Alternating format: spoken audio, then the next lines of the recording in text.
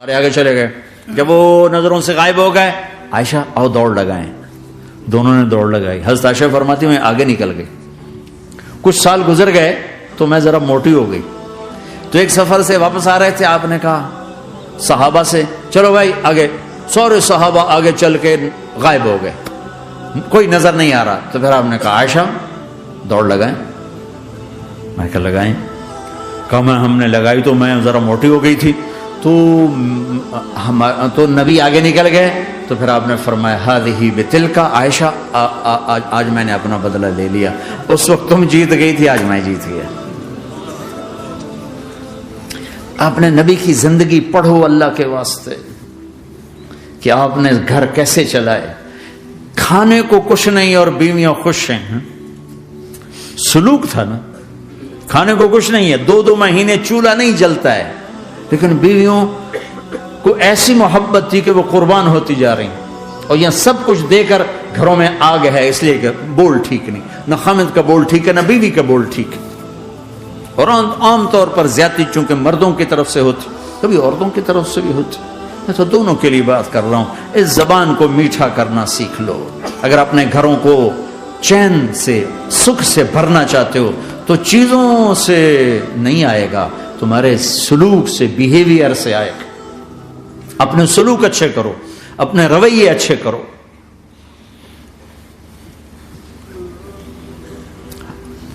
مسجد نبوی میں حبشہ کے لوگ, ایتھوپیا, وہ کر رہے تھے چھوٹے چھوٹے خنجر, اس کے ساتھ نا وہ رقص کر رہے تھے. تو حضرت عائشہ کے کان میں آواز پڑے کہ یا رسول اللہ میں نے دیکھنا ہے. تو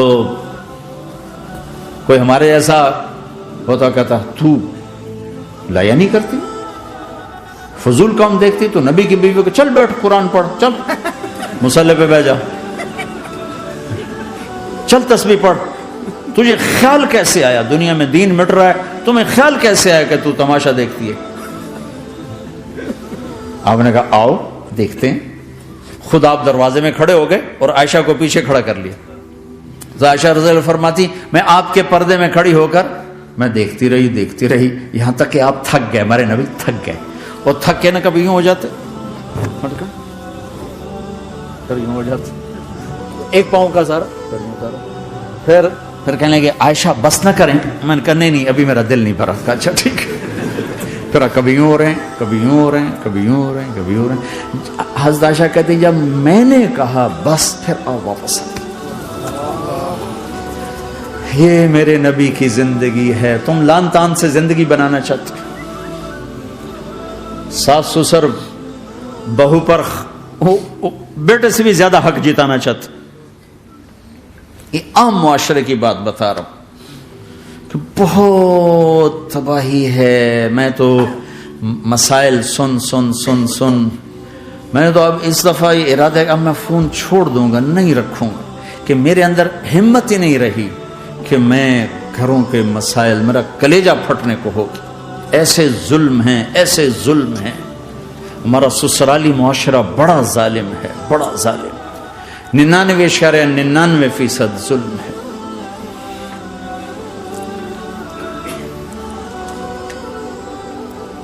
یہاں آنے سے پہلے ایک بچی کی پنڈی سے اس کا فون آیا کہ سسرال نے کہا تھا بچی ہوئی تو طلاق دے دیں گے.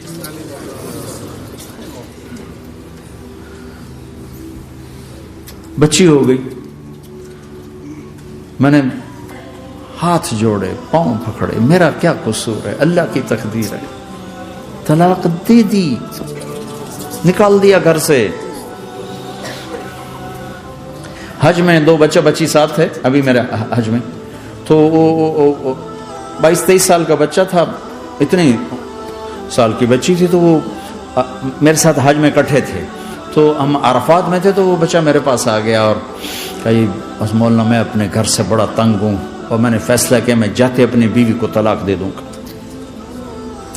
میں نے کہا شادی کتنا عرصہ کا؟ 3 سال.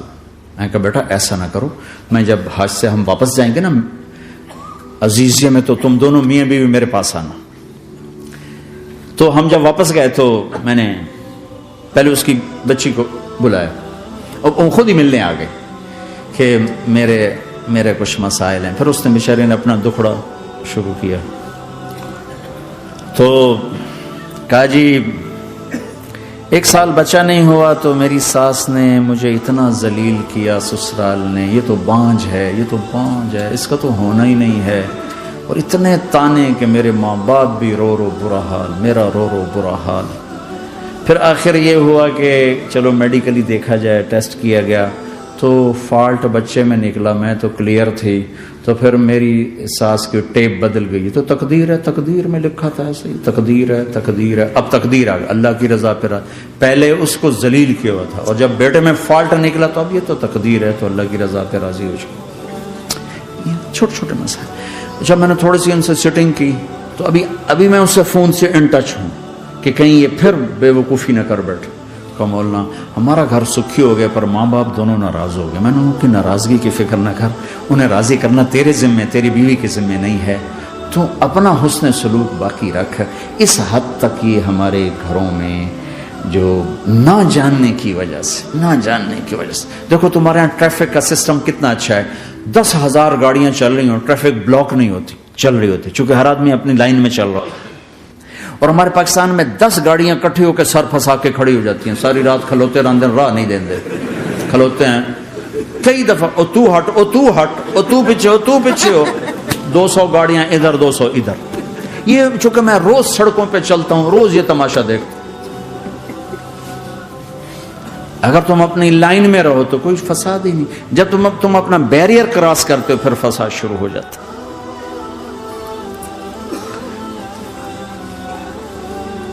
تو بھائیو اپنے نبی کی زندگی سیکھو. ایک سارا کام، چھوٹا سا کام، زبان. غیبت چھوڑ دو، جھوٹ چھوڑ دو، گالی چھوڑ دو، تانا چھوڑ دو، طنز چھوڑ دو، برا بھلا کہنا چھوڑ دو، بلکہ حوصلہ افزائی کرو، تعریف کرو. ایک ہماری دھوبن تھی ماسی شریفہ، مرحوم 85 میں فوت ہوئی، سن 85. بہت لڑاکی تھی. تو وہ آگے ایک دن میری بہن کے پاس کہنے لگی، بی بی میری یہ نوہ میرے نال بڑا لڑتی آپ تھی. میں نے کوئی تویز دے ساریاں میری نوکر بن رہا. تو وہ میری بہن نے ایسے نا ایک کاغذ پر نا وہ کل لکیریں لگا کے تو ایسے بالکل رول کر کے کہا کہ ماسی شریفہ جب تیری لڑائی شروع ہو نا تو تو نے یہ تعویذ یہاں رکھنا ہے،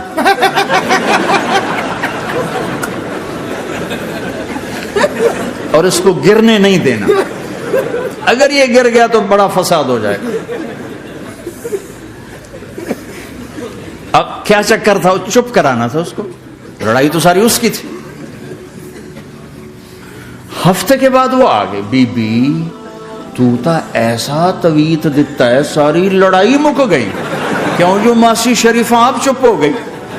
یا وہ شروع ہوتے وہ ایسے کر کے بیٹھ جاتے، لڑائی ختم. تو میں سب کو یہ تعویذ دے کے جا رہا ہوں، جب تمہاری لڑائی شروع ہو تعویذ یہاں رکھ لینا، بولنا نہیں. دیکھنا چند دنوں میں تمہارے گھروں میں محبت کے پھول کھلیں.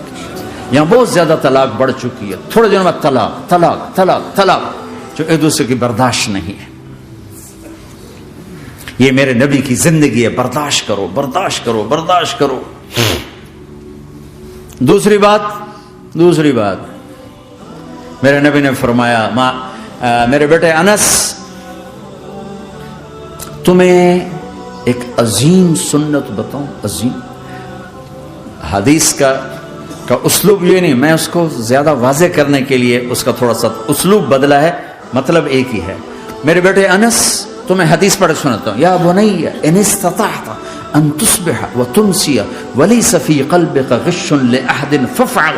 ثم قال وذلك من سنتي ومن احب سنتي فقد احبني ومن احبني كان معي في الجنه. اس کو میں یوں بیان کرتا ہوں، میرے بیٹے انس تمہیں ایک عظیم الشان سنت بتاؤں. ذالکہ کا ترجمہ، میں تمہیں ایک بہت بڑی سنت بتاؤں، بہت بڑی سنت. ہم تو ذرا ابھی نیچے چل رہے ہیں. میرے نبی نے کہا بڑی سنت بتاؤ. کہ یا رسول اللہ کیا؟ کہ صبح شام اپنے دل کو لوگوں کے بغض سے صاف کر دیا کر. جس گھر کو صبح و شام صاف کیا جائے کتنا وہ چمکدار ہو جائے گا. جس کپڑے کو صبح و شام دھویا جائے، پریس کیا جائے، کتنا چمکنے لگ جائے گا. تو دل بھی ایک گھر ہے، دل بھی ایک کپڑا ہے، اس پر داغ لگتے ہیں. جب میں کسی کے ساتھ نیگیٹو ہوتا ہوں تو اس کا اثر اس کے دل پہ جاتا ہے. تو میرے نبی نے فرمایا بیٹا چونکہ بہت زیادہ آندھی بہت زیادہ ہے تو صرف ایک دفعہ جھاڑو دینا کافی نہیں ہوگا، صبح بھی جھاڑو دینا ہے اور شام کو بھی جھاڑو دینا ہے. اور رات کو سونے سے پہلے یہ کہہ کے سویا کرو یا اللہ میں نے سب کو معاف کیا. کوئی معافی مانگنے آ جائے تو دیر نہ کرنا، فوراً معاف کرنا. اور تم سے خطا ہو جائے تو معافی مانگنے میں دیر نہ کرنا. کوئی تم سے زیادتی ہو جائے تو معافی مانگنے میں دیر نہ کرنا. اور تم پر زیادتی کر کے کوئی معافی مانگنے آ جائے تو معاف کرنے میں دیر نہ کرنا. اللہ کی رحمت تم ایسے چھاؤں میں لے لے کے. دل کو صاف رکھو، بے حساب جنت میں جاؤ گے، بغیر حساب جنت میں جاؤ گے. دلوں کو صاف کرنا سیکھ لو. اپنے دل کو جھاڑو سے دیکھو نا، اگر ہم اپنے گھر کو صاف نہیں کریں گے تو کتنا گندا ہو جائے گا، اور صاف کریں گے تو چمکدار ہو جائے گا. دل تمہارا گھر ہے، اس کو اللہ نے اپنے لیے پسند کیا ہے، اس کو صاف کرو صبح بھی شام بھی. یا اللہ میں کسی سے ناراض نہیں. اگر تم اس مجمع میں ایسے لوگ بیٹھے ہو جو کسی سے تم بولتے نہیں ہو، بھائی بھائی ہے، دوست ہے، میاں ہے، بیوی ہے، چاچا ہے، بھتیجا، آپس میں اگر تم کٹے ہوئے ہو، ہاتھ جوڑتا ہوں اٹھتے ہی صلح کر لو. چونکہ میرے نبی کا فرمان ہے جب دو مسلمان آپس میں لڑ پڑیں اور بات نہ کریں تو اللہ ان کے سارے عمل مردود کر دے. تو کہتا جب تک یہ صلح نہیں کریں گے ان کا کوئی عمل قبول نہیں. تو اپنے دل پہ پتھر رکھو، معاف کرو، خود جا کے معافی مانگو. چاہے جتنا اس میں تمہیں زور لگانا پڑے مانگو. اللہ کی قسم میرے نبی کا فرمان ہے معاف کرنے سے عزت گھٹے تو مجھ سے لے لو.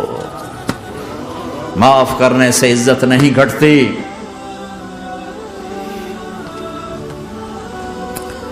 ہے ایک بچے نے معافی مانگی اور ماں اس کو کہہ رہی تو اتنا بے غیرت ہو گیا ہے کہ تو نے معافی مانگی. اگر ماں کہہ رہی تو اتنا بے غیرت ہو گیا تو نے معافی مانگی.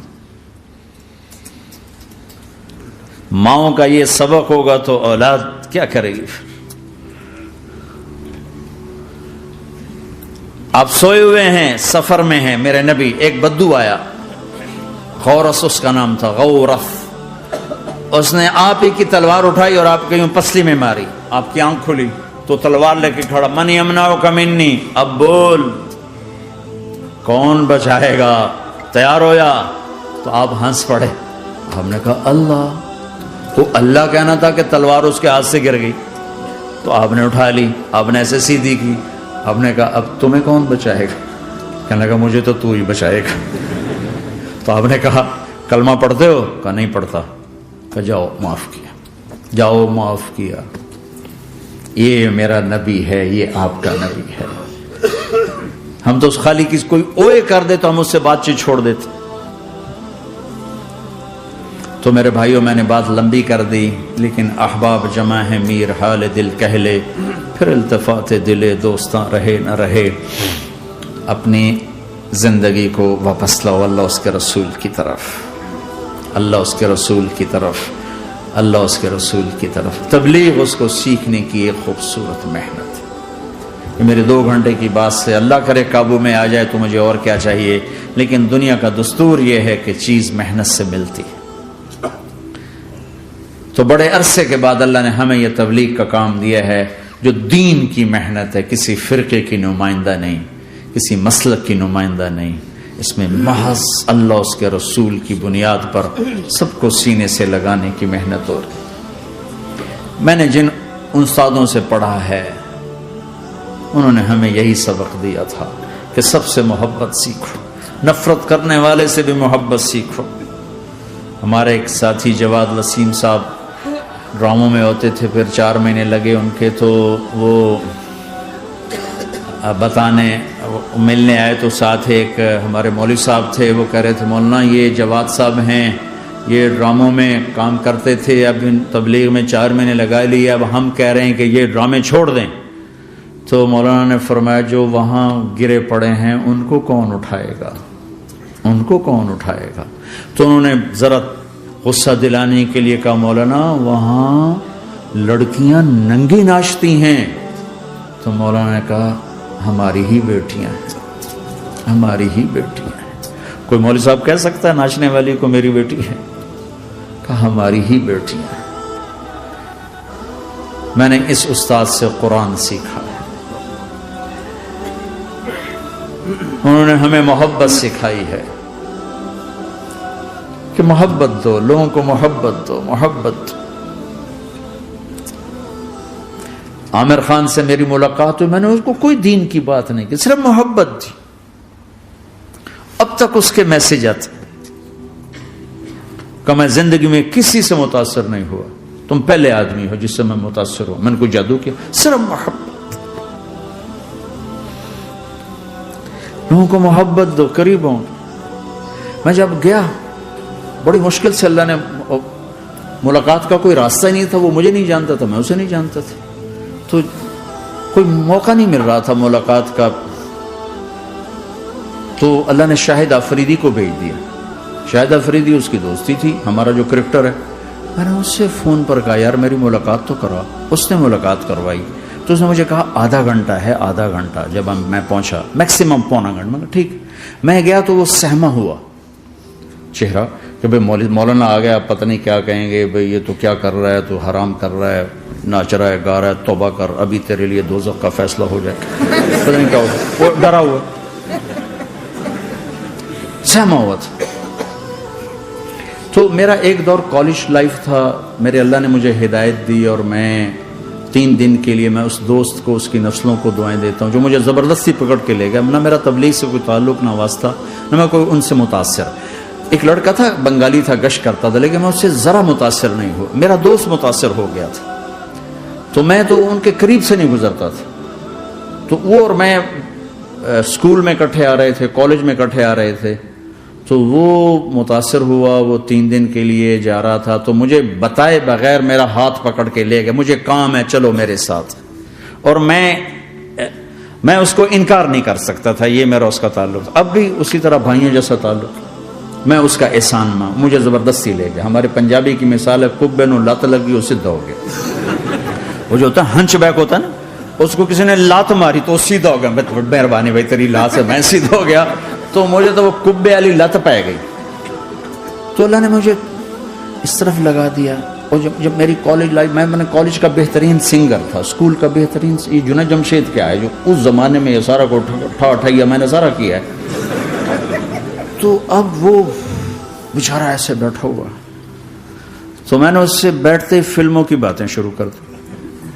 اور تھوڑی دیر بعد کہ میں نے محسوس کیا کہ فرام 60 to 72 جو فلم انڈسٹری کو جتنا میں جانتا تھا اتنا وہ نہیں جانتا تھا۔ تو اس کے اوپر میرے علم کا روپ پڑ گیا، اس کی لائن کا علم تھا نا۔ تو وہ تو حیران پریشان، یہ واز تو ہو نہیں رہا، تو کبھی دلیپ کمار کی باتیں شروع ہو گئیں، کبھی راج کپور کی شروع ہو گئی، کبھی محبوب صاحب شروع ہو گئے، کبھی مدن موہن شروع ہو گئے۔ وہ آدھا گھنٹہ تو یوں ہی گزر گیا۔ تو آدھے گھنٹے کے بعد میں نے کہا جی ہمارا تو ٹائم اوور کا نہیں، اٹھیں چلے ادھر چل کے بیٹھتے۔ میں کھانے کی ٹیبل پر تھے تو وہاں جا کے بیٹھ گئے، پھر وہیں باتیں شروع ہو گئی۔ جب اس کا سارا خوف دور ہو گیا اور ریلیکس ہو گیا، اس میں پونے گھنٹے سے 50 منٹ گزر گئے تھے، تو پھر میں نے کہا عامر بھائی آپ حج پہ آئے ہیں، اگر آپ اجازت دیں تو آپ کو اپنے نبی کا حج سناؤ۔ کہنے ہاں جی ضرور سنائی۔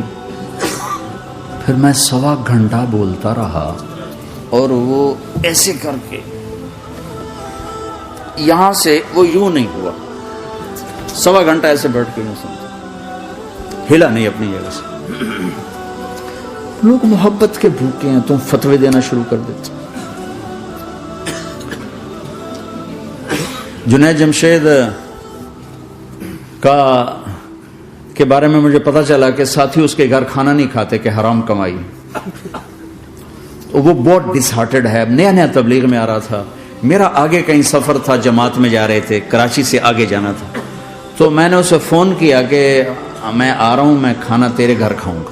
تو وہ کہنے لگا میرے گھر؟ میں نے کہا ہاں تمہارے گھر۔ پھر کہنے لگا میرے گھر؟ میں نے کہا ہاں تمہارے گھر۔ کہا واقعی میرے گھر؟ میں نے کہا ہاں واقعی تمہارے گھر۔ کہا یہ تو میرا تو گھر تھا، کوئی نہیں کھانا کھاتا، کہتے حرام ہے۔ میں نے کہا میں اتنا بڑا مولوی نہیں ہوں، میرا گزارا ہو جائے گا۔